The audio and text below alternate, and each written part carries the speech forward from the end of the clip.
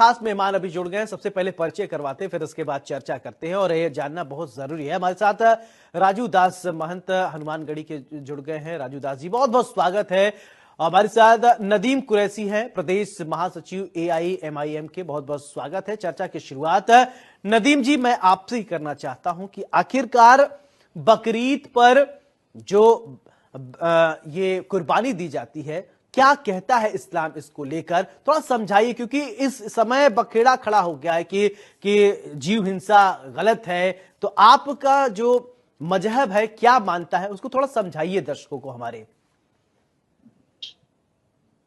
जी बहुत बहुत शुक्रिया।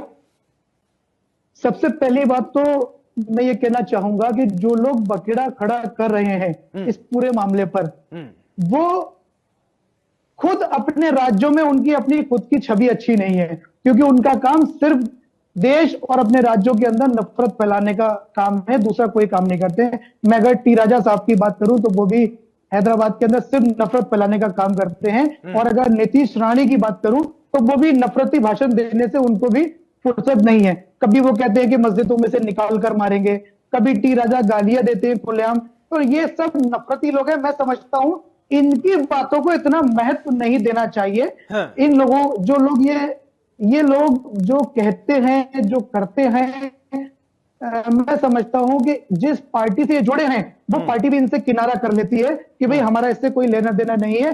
और अगर ये बयान इनका अपना निजी नहीं है जी। तो क्या ये वो पार्टी जी उस पार्टी के जिम्मेदार ओहदे पर हैं? क्या भारतीय जनता पार्टी का ये बयान है कि बकरीद पर कुर्बानी ना की जाए, बकरीद ना मनाई जाए? रही बात दूसरी, जैसा कि आपने कहा कि ईद उल अजहा क्यों मनाते हैं, कुर्बानी क्यों मनाते हैं, तो मैं आपको एक चीज क्लियर कर देना चाहता हूं कि हमारे नबी पैगंबर इस्लाम फरमाते हैं, जो कि हदीसों में भी है, कुरान में भी है, हजरत इब्राहिम अलैहिस्सलाम की सुन्नत है बकरीद मनाना, ईद उल अजहा मनाना। हजरत इब्राहिम अलैहिस्सलाम हमारे बाप, पूरी मुस्लिम कौम के वालिद, ये उनकी सुन्नत है। कुर्बानी के जानवर कहा यह जाता है, हदीसों के हवाले से पैगंबर इस्लाम फरमाते हैं कि कुर्बानी के जानवर के हर बाल के बदले एक नेकी मिलती है। ये समझ लीजिए जो कुर्बानी का जानवर होता है, चाहे वो बैफलो हो, चाहे वो बकरा हो, उसका एक एक जो बाल होता है, हमें उस बाल के बदले जो है हमें सवाब मिलता है। ये है। और इंसान का कोई भी काम कुर्बानी के दिन अल्लाह की बारगाह में कुर्बानी करने से ज्यादा और पसंदीदा नहीं है। यानी कि जिस दिन कुर्बानी की जाती है, जिस दिन बकरीद होती है, उस दिन अल्लाह ताला को सिर्फ कुर्बानी ही पसंद है।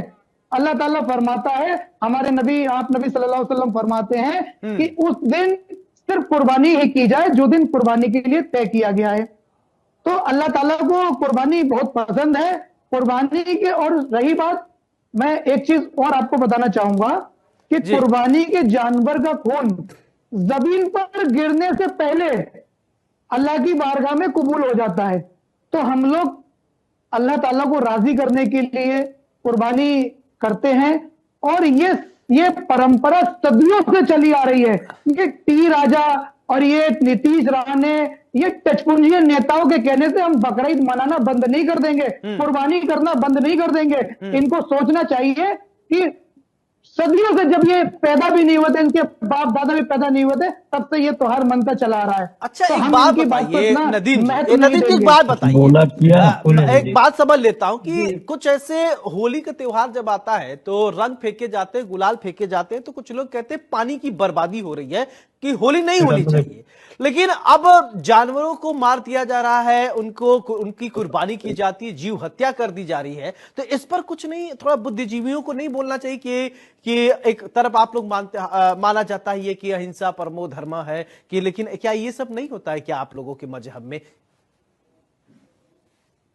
देखिए, जैसा कि आपने होली का जिक्र किया, तो होली पर हम लोग ये अपील करते हैं कि तमाम जो मुस्लिम समाज के लोग हैं, अगर उनको बहुत जरूरी काम हो तो वो घर से निकले और होली का सदियों से वो भी मनाया जा रहा है, तो उसे कोई नहीं रोक सकता।